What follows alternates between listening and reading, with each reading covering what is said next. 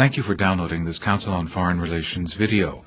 CFR is an independent national membership organization and nonpartisan research center. For more information, please visit us online at cfr.org. Welcome to this meeting at the Council on Foreign Relations. We're here to hopefully create a bit of news and also to have an interesting discussion. There will be questions to the audience after the panel have spoken. We're here for the launch of this publication, the Growth Report by the Commission on Growth and Development, an international commission of very eminent people from around the world, which was put together a couple of years ago by the person to my left, Danny Leipziger of the World Bank, and is an attempt to review the lessons we've learned about growth and development over the last couple of decades. I was speaking to one of the panelists yesterday, and he pointed out to me if we'd have had this meeting 20 years ago, we'd be in the middle of the debt crisis, and everybody would be very pessimistic about the prospects for growth and development. Since then, of course, things have changed a lot, and we have a lot more examples of successful growth, China and India being the two most prominent examples, but there are also examples in Latin America and even in Europe, places like Spain and Ireland, transformed from 20, 30 years ago. So anyway, let's get right to the launch of the publication. The people on the stage with me, immediate to my left, Mr. Duck-soo, the former Prime Minister and former Minister of Finance and the Economy of the Republic of Korea. To his left, Danny Leipziger, the Commission Vice Chair and the Vice President, Head of Network Poverty Reduction and Economic Management at the World Bank. Been working on these issues for a very long time. To his left, Pedro-Pablo Kuczynski, the former Prime Minister of Peru, who is now the President and CEO of the Latin America Enterprise Fund and partner and senior advisor at the Rohatyn Group here in New York. And then on my extreme left, Professor Robert Solow of MIT, a Nobel Laureate winning economist and a man whose growth model I and I'm sure many other members of this people in this room studied when we were in college. Anyway, turning immediately to Danny, perhaps Danny, you could just open up by telling us how this, a word or two about how the growth report was put together, whose idea it was, and what its main points are. What's new about this? We've all seen lots of reports on growth and development before. The IMF, the World Bank put them out every year. What's particularly new and significant about this report? Okay, well, thank you very much. I'll try to be quite brief. Let me tell you first what this report is and is not. It is a report of an independent commission. It is not a World Bank report. It is a set of observations about what drives long-term growth, and it is not a blueprint. And thirdly, it is policymakers, such as the people on the stage with me, talking to their peers in developing countries. It is not the rich countries telling the poor countries of the world what they should be doing. What does it say? Let me give you 4 or 5 takeaways. One is that growth is indispensable for welfare improvement and poverty reduction. We know of no cases that counteract that. That long-term growth requires persistence, vision, experimentation, continuous effort, and flexibility by governments. In other words, it's not easy. It requires a certain passion. Third, that the role of government is extremely important. There have been debates about the size and role of government, but we find that political leadership and vision are important, and that there's no one single paradigm that drives growth. Fourthly, that leveraging the global economy is indispensable. Of course, you needed an open and somewhat benign international environment, but the cases where catch-up has occurred have been countries that have leveraged the international environment. And fifth, that growth needs to be inclusive, and that for sustainable and inclusive growth, you need to invest in people and infrastructure, increasingly in urban environments, as our report indicates, because that's where the people will be. Let me answer your question about what's perhaps controversial, new about this report. Right. Let me say first that we take an open mind on things like industrial policy, and we think that there's an important nexus between public and private sector interactions, which can't be seen ideologically. We take also a more flexible attitude on the pace and sequencing of capital account liberalization and exchange rate management.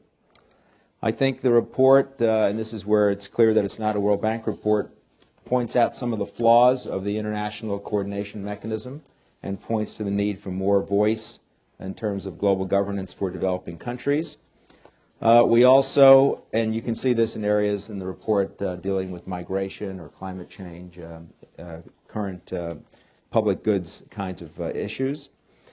We are open to special trade preferences for Africa and other activities that would help in that continent. We, I think, lament that globalization is taking the rap for poor internal management of income distribution issues. And we think that it's up to national governments to deal with internal matters and not blame it on globalization. And I think we distinguish between efficiency and fairness in dealing with issues of the global commons, particularly climate change. And we think that it's important to reduce carbon emissions, but we don't think it should be put on the backs of developing countries or that they should be asked to slow their growth rates unnecessarily. So I think these are, in a nutshell, some of the things the report says. We have a website, www.growthcommission.org, that has all the background papers, close to 100 of them that were done in the 2 years of this project around certain thematic workshops.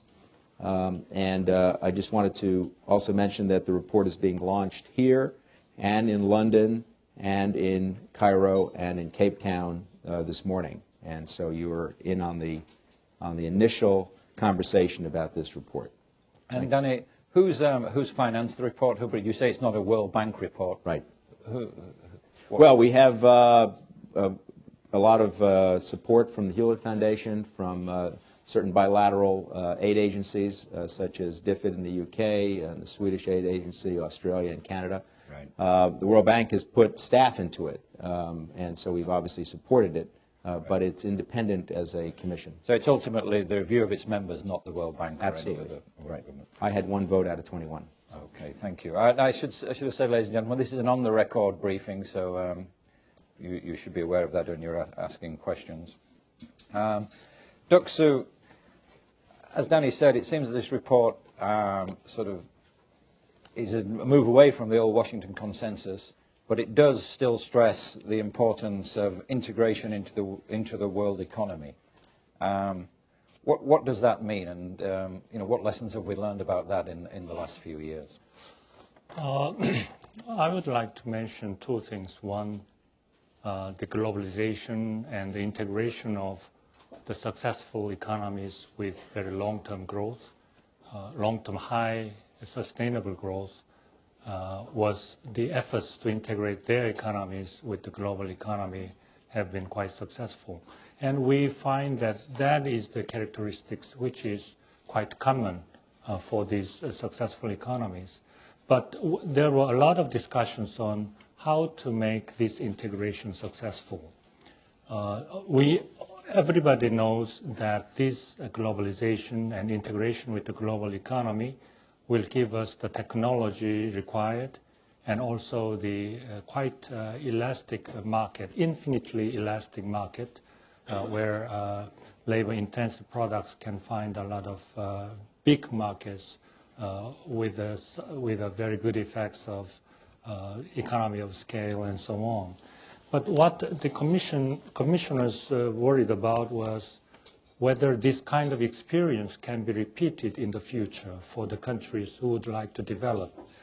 The conclusions was that it can be repeated. There was discussions of add-up problems, if all countries would like to develop through globalization, then will there be a sufficient demand to absorb all this supply from these country economies who would like to develop? We find in the experiences of successful economies after the Second World War that although most of the economy starts with labor-intensive manufactured products, after some developments, there have been consistently some kind of specializations among these economies, whether they were in intra-industrial sectoral specialization or some kind of vertical one. So Korea completely, I think now, scrapped the very low-skilled manufactured textile products. When you look at all the very big shopping center here, there are no products from Korea, although some very highly sophisticated ones still remain, but most of the apparels are gone. And China will sooner or later will suffer from rising wages, and they also will specialize in more sophisticated products. When you look at the shopping center here, that Chinese products are somewhat more high value added, while Cambodia still has the portion of rather more cheaper products. So there will be a specialization, and from a specialist point of view, there will be a consistently change in the relative prices of these products. So we think that these add-up problems can be surmounted. Then will this experience apply to Africa, for example, without no capacities and without no institutions and things like that? The globalization, although through this integration into the global economy, these successful economies have been successful. Still, because of this globalization, the countries who would like to develop now, for some countries in Africa, can really take advantage of the merits of globalization. If there's a good, leaders and good policy packages, then this globalization will entail the transfer of capital, transfer of technology, and even transfer of skilled labor. So these later developing countries will be in a better positions to utilize the merits of global economy. Of course, we commissioners worried about the lagging progress of Doha round. That it will be very crucial for the countries who would like to develop. Okay. And for the leadership, we think that this kind of developments does not just happen.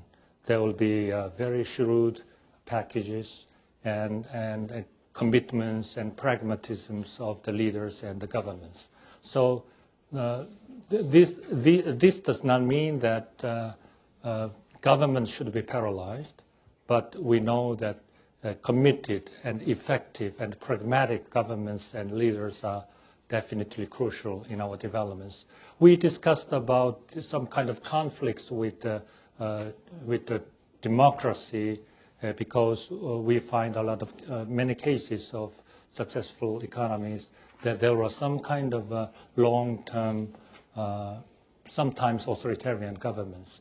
But we think that as these economies develop, the middle class will develop, and democratization process will be much more on track. So we think that leadership, strong leadership with perseverance and commitments and pragmatism is necessary. And also the effective government is crucial. And successful economies all have this kind of characteristics. Thank you. Thank you very much. Pedro, I think one of the things people will be interested in this report is that it's not just another academic report. You know, people like yourself are practitioners and been involved on the front line for a long time. But I think one of the things that comes through to me is that, you know, there's no sort of magic bullet here. It's a long-term process, and you've got to stick at it for a long time, growth and development. Is that true? And, you know, what lessons do we need to learn about that? Well, I'd like to make 2 points. First, as a former finance minister in various governments, Right. The finance minister in most of these countries is sort of the point man for the fights with Congress, the fights with the various interest groups that are opposed to various things or in favor of various things. I mean, when I was in the government, in the last round, I had fights on protectionism, the U.S. free trade negotiations, labor laws, tax amnesties, privatizations. There was barely a day that there wasn't a fight. So you've got to be willing to fight, Right. and you've got to have the support of somebody, presumably the president, which I did. But it's a struggle. Right. The second point I'd like to make, which I think Bob Solow is also going to make, is the importance of infrastructure investment. In Latin America, certainly, there's not enough investment in infrastructure. Public sector infrastructure investment is around 3% of GDP. Private is another 2 points, a total of 5. That's way too low if you want to grow at 7-8% for a long period. And the final point, which I think is an important point in the report, is the labor markets.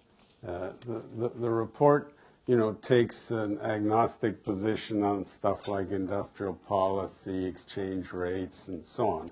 But it is very clear on labor markets. Labor markets have to be flexible. And unfortunately, and then here again I'm speaking about Latin America, we have champagne labor laws but beer incomes. And so the result is you have a very high proportion of the labor force that's informal, that doesn't pay taxes, no social security, no pensions. And the paradox is if you want your labor force to be covered and thereby increasing your savings, right. You've got to have much more flexible labor laws. Okay, thank you. Professor Solow, Danny said this is reflects an evolution in thinking about development among academics and practitioners, and one of the issues obviously is this issue of government involvement and infrastructure investment. Are we going back to the 50s and 60s, talking about how the government should be building dams and roads and highways? What's new here? Well, first of all, let me begin by reminding everybody here that this was a commission of 21 people that included exactly 2 academic economists, namely Mike Spence, the chairman, and me. This was very educational experience, not for the others, but for us. It was very useful to be sitting with people who have done this sort of thing and succeeded and sometimes failed.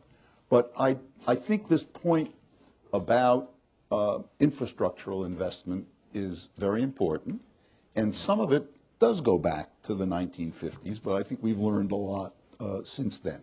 We're talking here about a process that we'd like to see in many parts of the world, which amounts to a shift from a predominantly agricultural and small-scale commerce and industry economy to an economy which gives much more room to the development of manufacturing, in the first instance probably labor-intensive manufacturing. That's the importance of the world market, of getting involved in the world market, because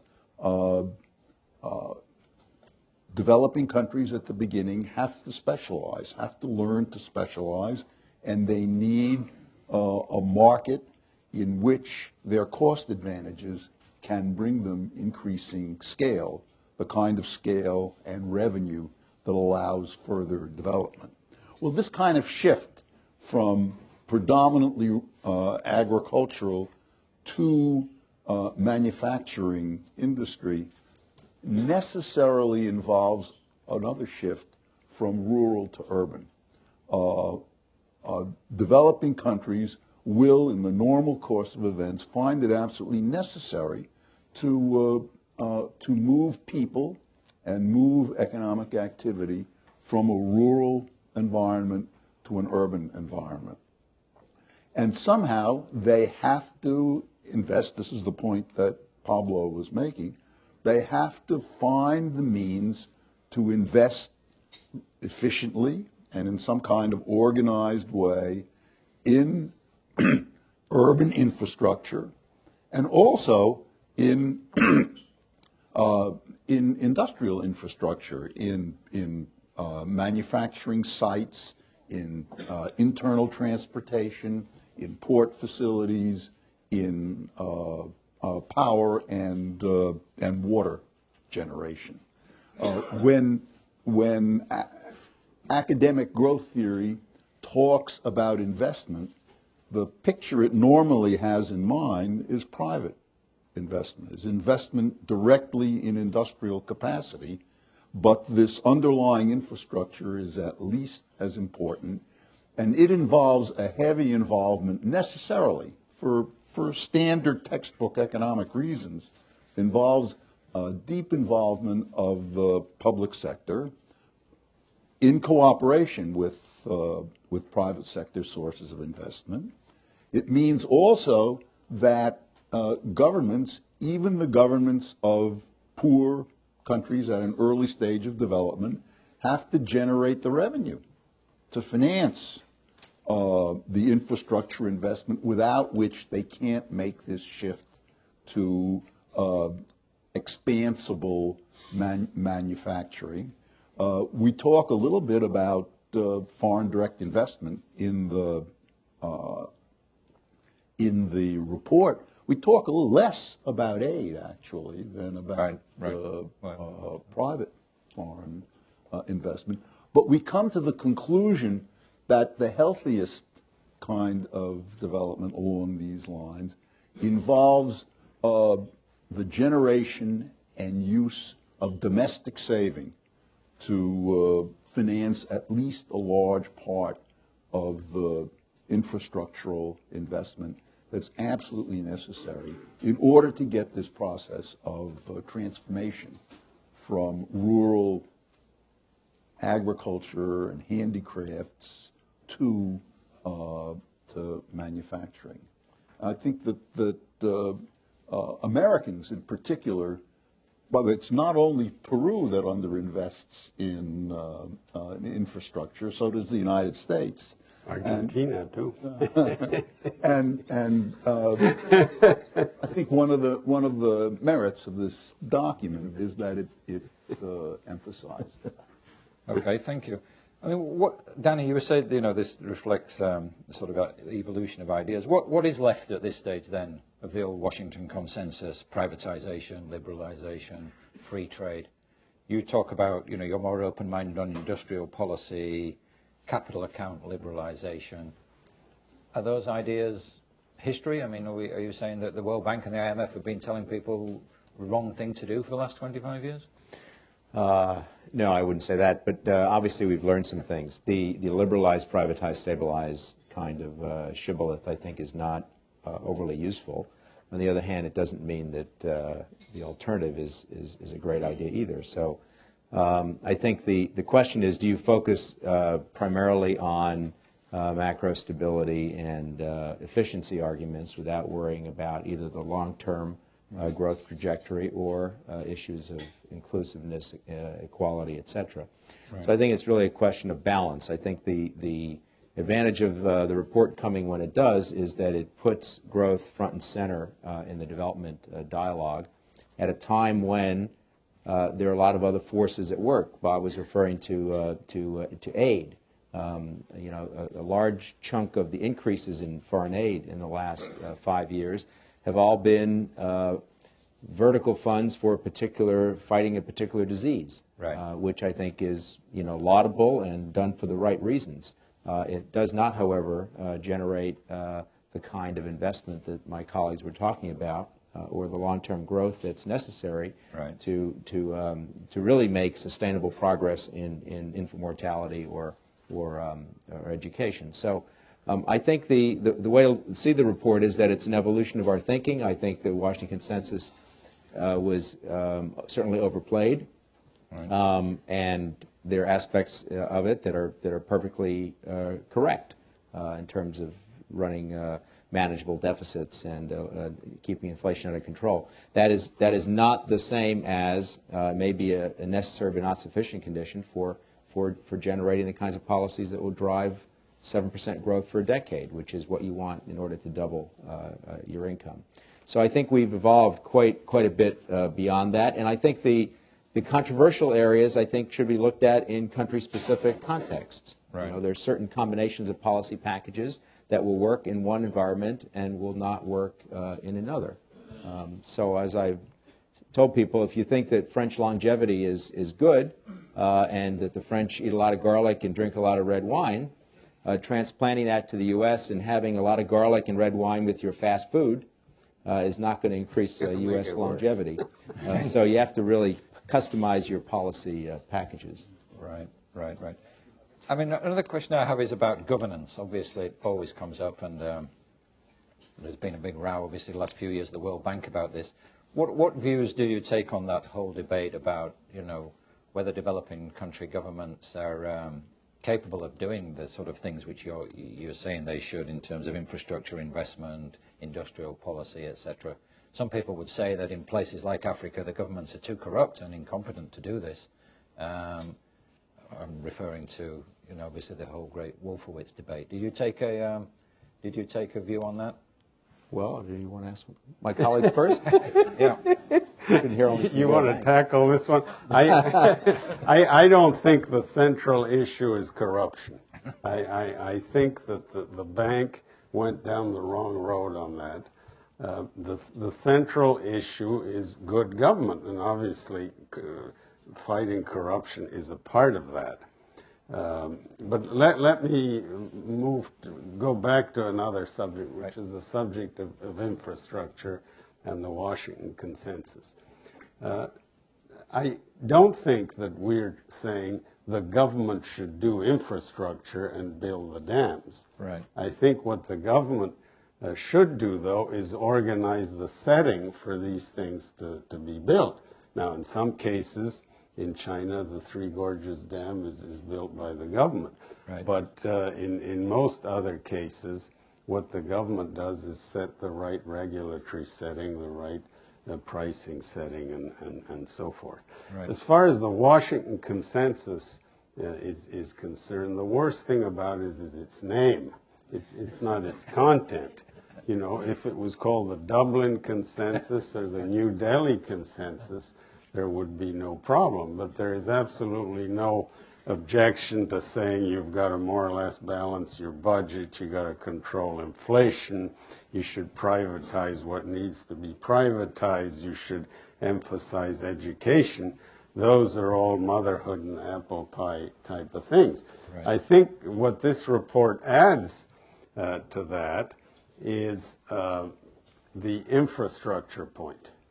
And the fact that you should take advantage of the global market. Right. And of course, we are replying to the people who say globalization is bad. Right. This report takes a different tack on that. Well, I'm willing to push a little harder on the corruption issue. All right, good. Pedro. That's okay. What you've heard here so far, amongst other things, is the importance of a persistent policy carried out consistently over a long period of time to generate the kind of capital structure that encourages and permits growth. A government that's largely, or government officials, or private people for that matter, whose main activity is stealing from one another, is unlikely to organize a really good basic investment plan for an economy. Right. What we want, Pedro's of course absolutely right, what we really want is competent, consistent government. But the point is that in some parts of the world, and not only Africa, corruption is one of the forces that makes it impossible to have competent, consistent government. We emphasize in the report the importance of having a good, nonpartisan civil service, a bureaucracy that functions properly, doing its job, and that's one of the things that corruption, amongst other forces, makes impossible. Duck-soo. Well, the one common characteristic of underdeveloped countries may be some kind of, some kind of corruption, existence of corruption. Right. We can see, although it's different in in levels, but there are some kind of corruptions, and that is a characteristic of underdeveloped countries. But we cannot require any country to be completely clean if you would like to start a development. That is not realistic. But when it is a very good characteristic of a leadership, which will be very strong and harsh on corruptions. But even with that leadership, sometimes the corruption exists. But if the development starts, there's a lot of ingredients which can start the development. Globalization, for example, certainly requires the government to be international standards. Right. They would like to deregulate. They would like to attune their systems into the global standards, which reduces to a great extent the rooms for corruption. Right. That is the experiences of some of the successful countries. I don't want to deny that is the experience of Korea. As income goes up, as it is more globalized, as it certainly requires regulations and regulatory regime in compliance with global standards, which will eliminate a lot of the rooms for the corruption. Okay, I just have one more question, and then I'll take some questions from the audience. Danny, I'm looking through the report. Ultimately, I don't want to leave long impression. It is an optimistic report, is it not? I mean, you're saying that this path to development, which countries like China and Korea and some in Latin America now, Peru, etc., are now following, is open to everybody. Mm-hmm. Is that realistic? I mean, if we look, right. If we look at Africa, obviously, is the great exception to the rule. Are you saying that countries in Central Africa, landlocked countries with terrible histories, can follow the Asian model? Well, I think you're right that it is optimistic. I think we don't only look at China or even India. I think if you look at Vietnam 15 years ago, it had a per capita income of $150, and now it's $750. So I think there's a lot in the report that is positive in the sense of saying, there are policy combinations that will work, but they require a lot of hard work and a lot of things to fall into place. On the adding up problem, which is what Duck-soo mentioned, there is the analytic debate. Well, what if everybody was going to be an export-led economy? Right. Would there be enough room in the market? That debate existed 25 years ago, and people said, oh, watch out, there may not be enough room in the market. Well, no one took into account what China's growth rate was going to be and what its role in the market was going to be. So the analogy to that is, as China moves into higher value-added issues like exports, as Duck-soo said, right. It opens up a lot of space. Right. So I think analytically we're less worried that this is not possible.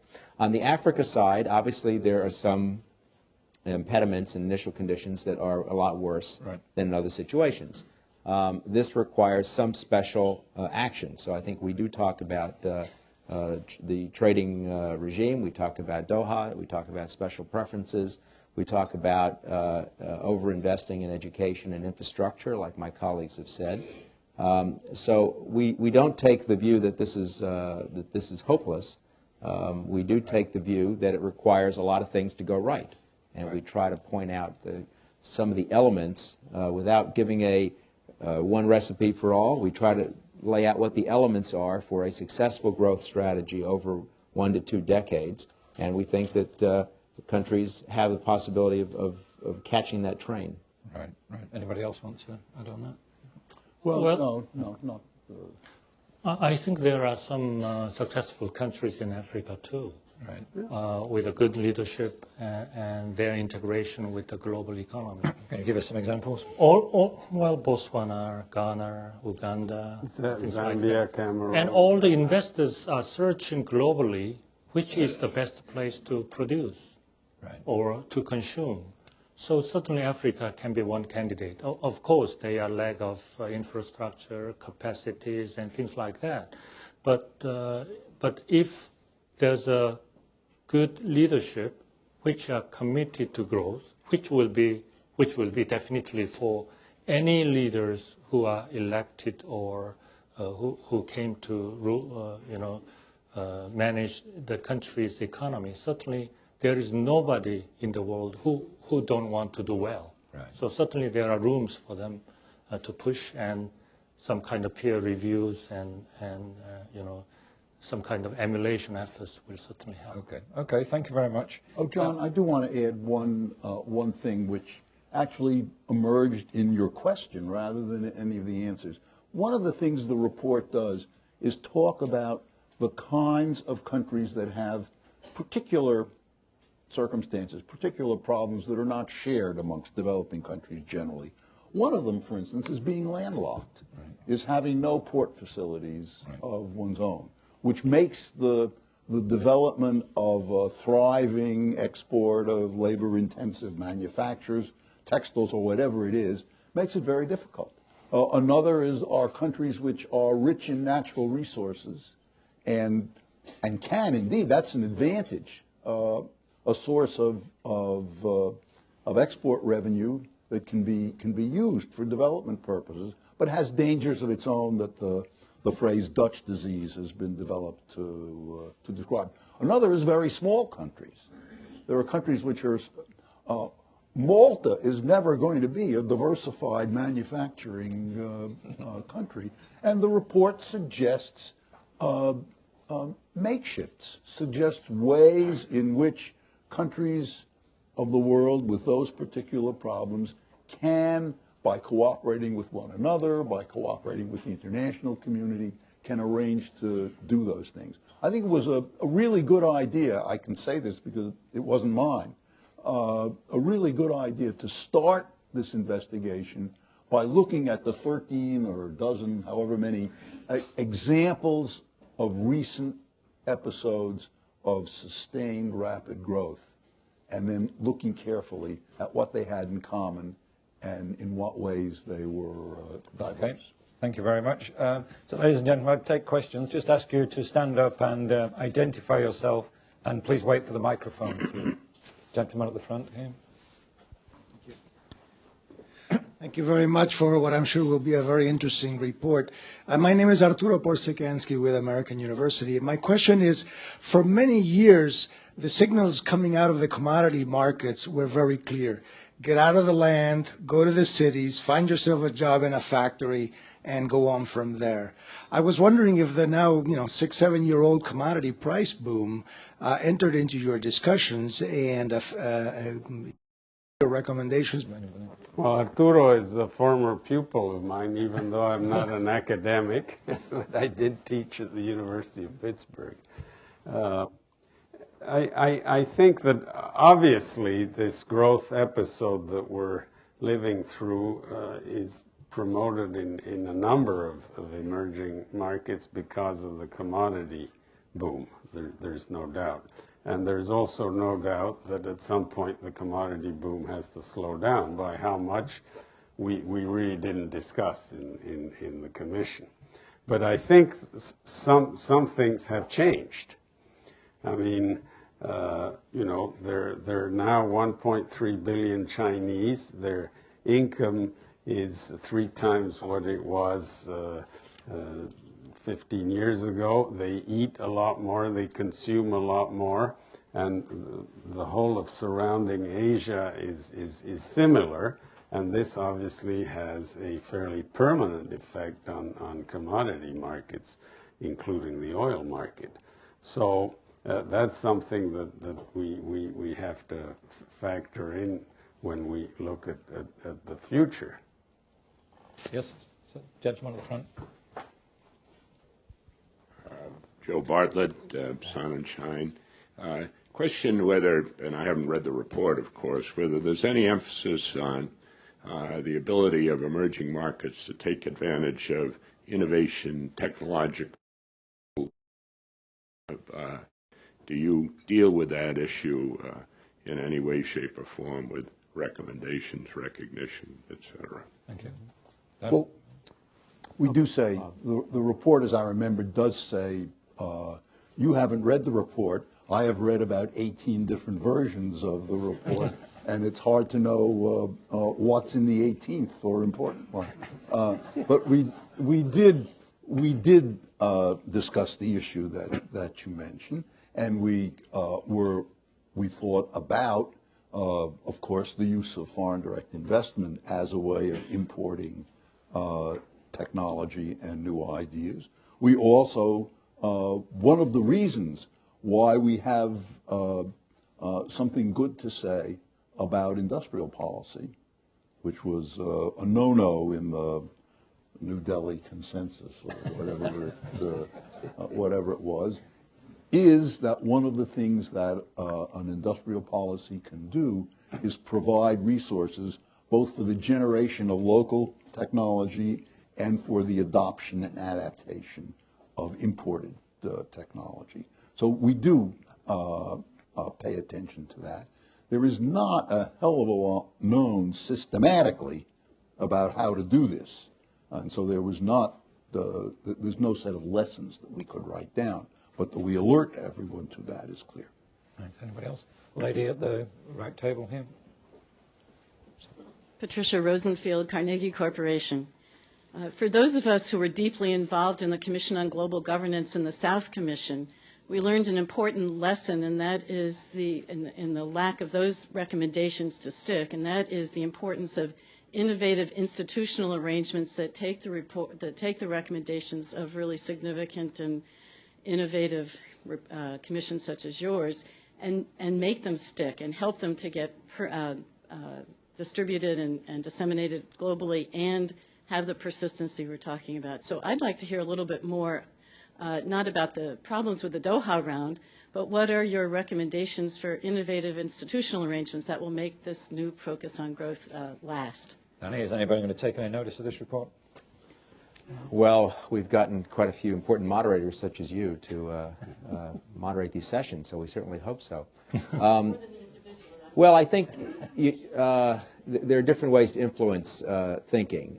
The genesis of this is a report largely of a generation of successful policymakers imparting their knowledge to the next generation of policymakers. So we will be sending this report to heads of government. We expect that chiefs of staffs to important people will be looking it over. That's the kind of influence that we hope it will have, and we have obviously a dissemination campaign.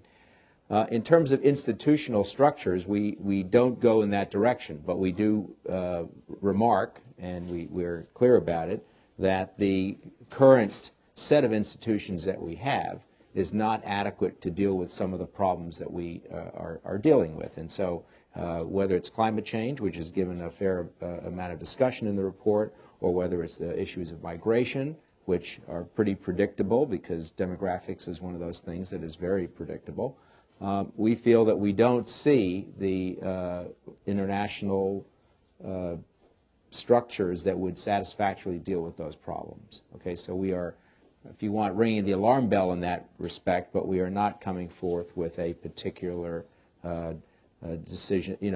description that we need, the G27 instead of the G20 or the G8 or whatever, or that the bank and the fund are the wrong institutions, or So we don't go in that direction, but that doesn't imply that we don't think that there will be take-up of the report. But it's up for you to see. If most of you leave this copy behind, we'll know that we did the wrong thing. Anybody? The gentleman in the middle in the white suit. There's the lady in the left here. Yeah, this guy. John. Okay. Well, I address this Chapaleska next. Sorry. There's one in the back too. Dan Rosen, back next. Rhodium Group and the Peterson Institute. Different people in the globalization debate have looked at China and come to different conclusions about whether China is a good example of something like a Washington Consensus, or is it the antithesis of the Washington Consensus? I noticed Zhou Xiaochuan, the head of the People's Bank, was on the commission.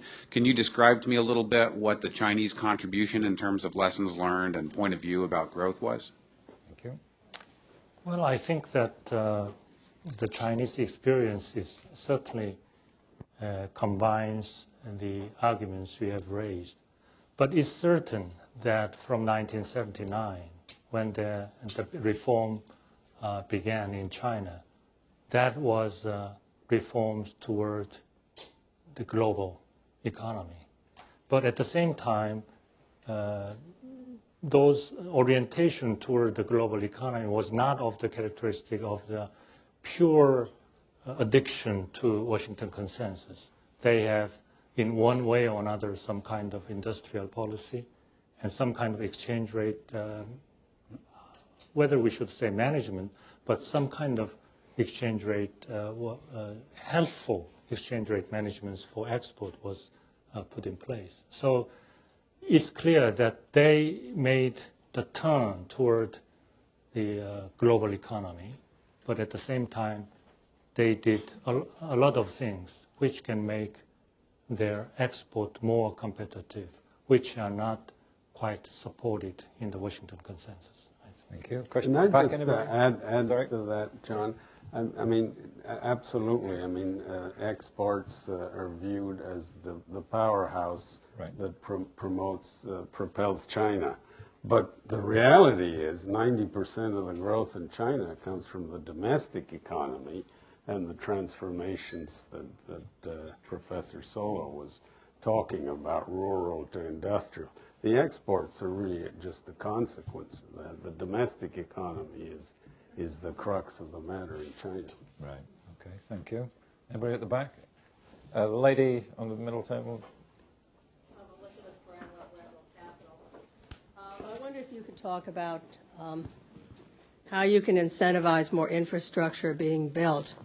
You know, I'm struck by the long payback period on infrastructure. It's probably better built out by a government than private enterprise. I think they would, rather take the metals and, you can get an immediate payback by selling it on the world market. But I think it's really hard with these corrupt governments to want to basically invest in infrastructure. And I think one of the things that's dramatic is in the Middle East, the money is now being plowed back into the local economies, into the infrastructure, and it's making a really big difference. I think the short answer is yes. Exactly.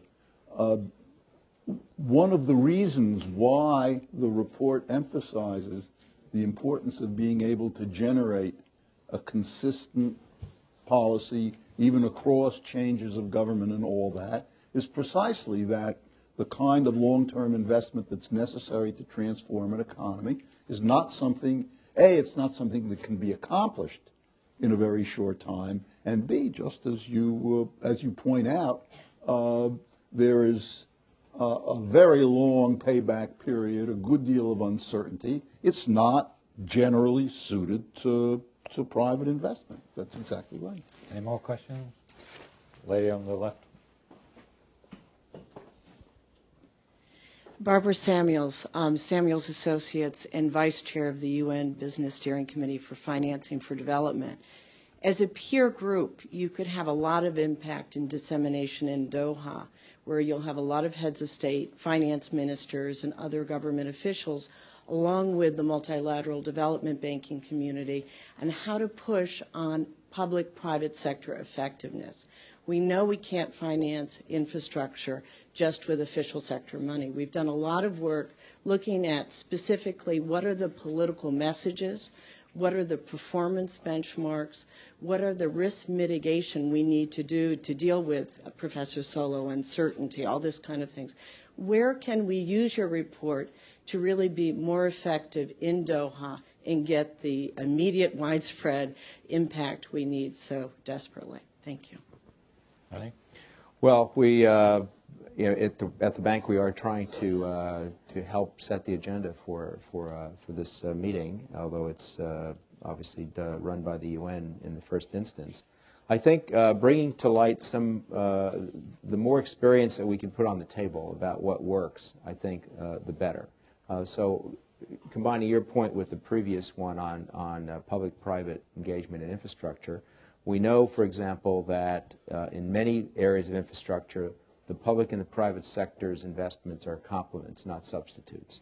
So, I mean, coming back to the thinking of the Delhi Consensus of a decade ago, one used to think, oh, well, the private sector will take over all these areas, so the public sector doesn't have to worry about it.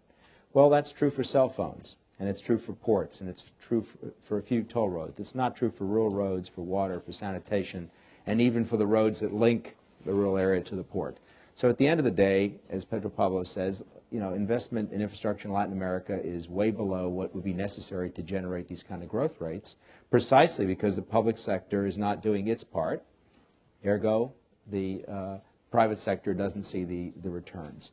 So I think that's one area. The second is in this public-private area, the regulatory regimes are weak. So one can talk about, ineffective or corrupt regulators. We can also talk about people that are coming in to do private provision of infrastructure under contracts that when they sign the contract, they know there's no way that they can deliver those services at the tariffs that are posited, and they expect they're going to renegotiate. And when you renegotiate a contract, corruption is the first word that comes to mind. So in Latin America, an interesting statistic is that 80% of the concession contracts are renegotiated within the first 5 years of the contract. And that's not a good number. So I think, coming to your point, the more that one can put out there what is good practice in terms of public-private relationships in infrastructure or in other areas, the better. I neglected the back of the room. Gentleman in the grey suit. Thank you. Baldas from INSCAT Partners. I'd like the panel's observation on a point. I just thumbed through the report. I look forward to reading it, which I found a little disappointing, which is the weak position on commitments by developing countries to fixed carbon emission standards.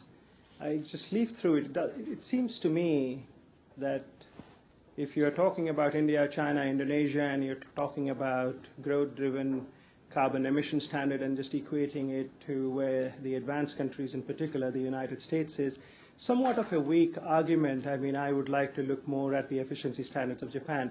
Bottom line is I'd like your observation on how you sort of come to a somewhat weak conclusion on developing countries committing themselves to more hard-set emission standard. Your report seems to suggest not waffling, but a weakness on that point, that you don't necessarily have to do it. There are surrounding uncertainties. Let's set some standards, keep revisiting it, etc. Seems to be somewhat on the weak line and is sort of following conventional dialogue logic. Have you gone soft on the developing countries on emission standards, Danny? Well, we don't think so. I think this is an area where I wish Mike Spence were here, because it's good to have a micro-theorist to answer a question of how you deal with uncertainty. I think there are two separate issues. One is whether or not we have enough certainty that there's a problem. The other is, do we have enough certainty to set very clear marks for what we want to see happen by 2030, 2040, 2050. So I leave that one off, and there's a lot of work out there dealing with decision making under uncertainty. I think where we're not soft is by saying that there's a difference between mitigation and who pays for it, and that the report is very clear on. The report has a very interesting graph that shows per capita emissions for countries, and the U.S. and Canada are way above anybody else. It's clear that the new incremental emissions will largely come from the emerging powerhouses of India, China, etc. The question is, and it comes back to the global governance issue, what is the international community's deal which will deal with a problem where you could say, okay, just India and China, cut your growth rates down to 1%, and it'll reduce our alarm bell from red to yellow. That, I think, we do not endorse. On the other hand, there are certainly financing arrangements that could incentivize India and China to invest in cleaner power plants than dirtier ones. The question is who pays for it.